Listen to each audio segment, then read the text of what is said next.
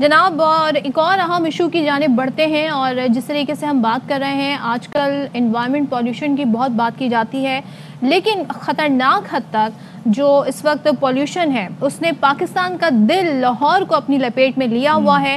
شدید ترین آلودگی کا شکار ہے لاہور، اور آئے روز کسی نہ کسی دن لاہور کو دنیا کا آلودہ ترین شہر قرار دیا جاتا ہے۔ جو پورا انڈیکس آتا ہے دنیا بھر کی سٹیز کا، اس میں Lahore, some times Karachi, some times Delhi, اور یہ والے معاملات آتے ہیں جہاں پہ ایئر کوالٹی انڈیکس جو ہے وہ 300 اور 400 کی اشفاق خطرناک سطح عبور کر چکا ہے۔ ابھی ریئل ٹائم جو اسٹیٹسٹکس ہیں وہ ذرا بتا دوں کہ کراچی میں بھی سچویشن یہ ہے کہ جو وہاں پر بہت خطرناک ہوا ہے 212 ہے کراچی کا ایئر کوالٹی انڈیکس۔ اچھا 0 سے 50 تک نارمل ہے، 50 سے 100 تک ماڈریٹ، اس کے بعد پھر سینسٹیو گروپس کے لیے 50 سے 150 تک خطرناک ہوتا ہے، 150 سے اوپر جو ہے وہ معاملہ خراب شروع ہو جاتا ہے۔ اچھا لاہور کا اس وقت جو صورتحال ہے، جو ایئر کوالٹی انڈیکس ہے وہ 419 ہے۔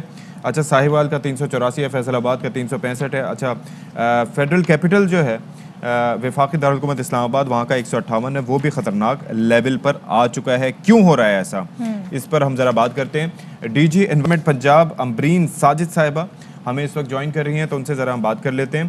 امرین صاحبہ بہت شکریہ، آپ نے ہمارے لیے وقت نکالا۔ شہر قائد میں ہم بیٹھے ہیں اور یہاں پر ہم دیکھتے ہیں کہ کافی پولوشن ہے، انڈسٹریل پولوشن ہے، اور دوسرا یہ ہے کہ بارشیں بھی کم ہوتی ہیں، اور بھی بہت سے فیکٹرز ہیں۔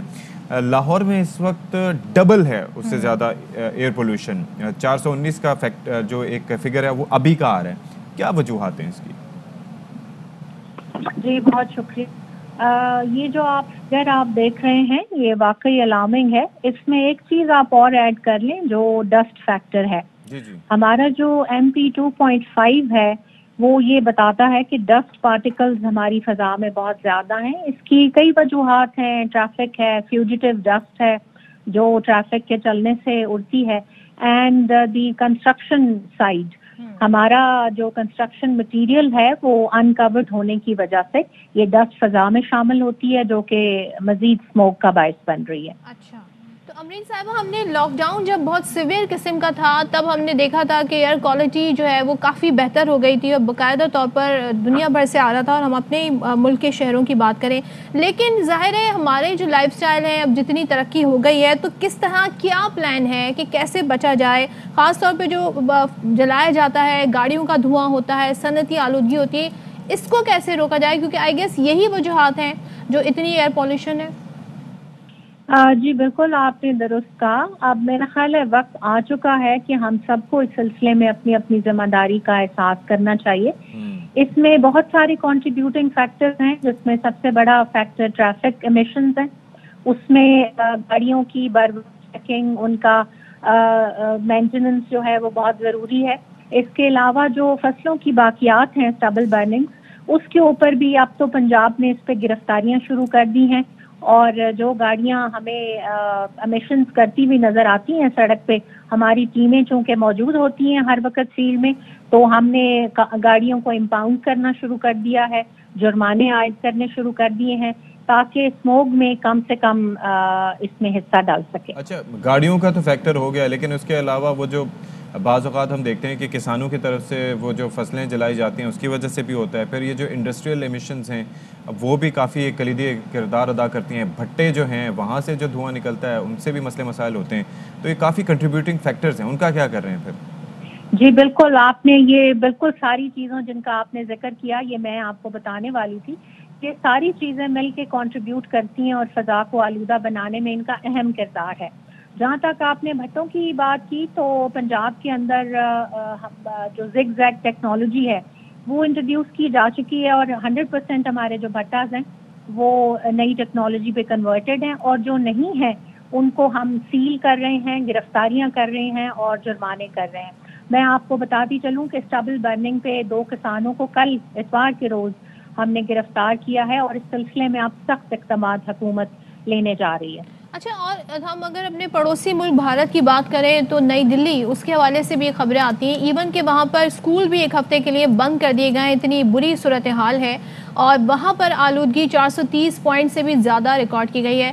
تو اگر ہم ان کے اقدامات دیکھیں، وہ لوگ کیا کر رہے ہیں، اور کیا دنیا بھر سے ہم دیکھتے ہیں کہ اس سچویشن میں کیا پلان دیا جاتا ہے، اور اس فضائی آلودگی کو روکنے کے لیے کیا سٹیپس لیے جا رہے ہیں؟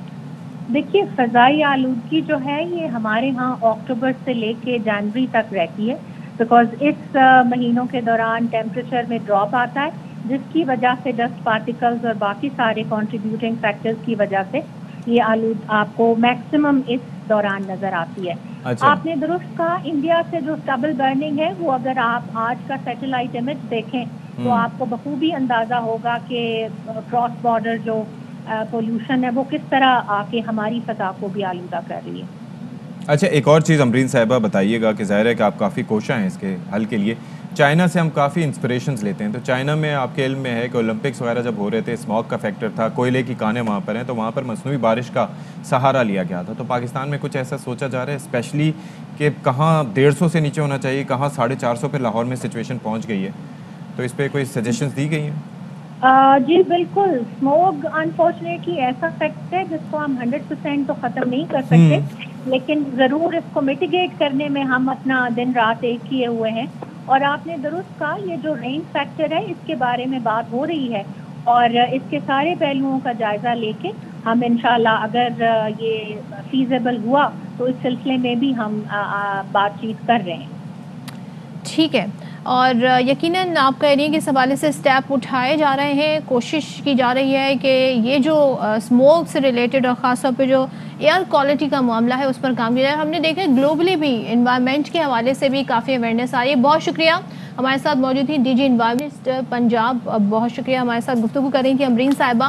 اور جہاں تک بات ہو رہی ہے تو ہم نے دیکھا گلوبلی بھی اویئرنیس آ رہی ہے، اور دنیا بھر کے جو ممالک ہیں وہ مل بیٹھ رہے ہیں، بات کر رہے ہیں کہ کس طریقے سے اپنے انوائرمنٹ کو آگے آنے والے دنوں میں بہتر بنایا جا سکے۔ اور بہت سارے ممالک ہیں جنہوں نے پلیج کیا ہے کہ وہ اپنا ایک ٹارگٹ بنایا انہوں نے 10 سال کا، 20 سال کا، کہ پھر ہم زیرو کاربن کی طرف چلے جائیں گے تاکہ ہماری جو آنے والی نسلیں ہیں وہ ایک اچھی اور ہیلدی انوائرمنٹ میں سانس لے سکیں۔